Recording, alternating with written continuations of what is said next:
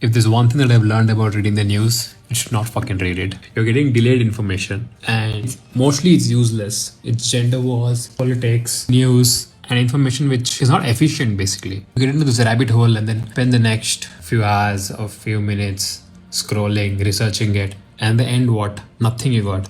If the news is actually that important, I believe it will reach you. Like if you have invested money in the mutual fund, in your mutual fund or in stocks, it'll reach you. You don't have to check it every day. But most people I have noticed in the CA community is that they would not have even invested money, but then they're just addicted to opening the stock market and then seeing. So I gave a good example of CA community, but then in general, imagine all these uncles reading news wherein they have no power to change anything after reading it. Not just uncles, it's like anyone and everyone. Consuming news has become a source of entertainment. No, it's not for any benefit at all. And then the media houses themselves are here to make money and give fake news. They're not trying to help you in any way at all.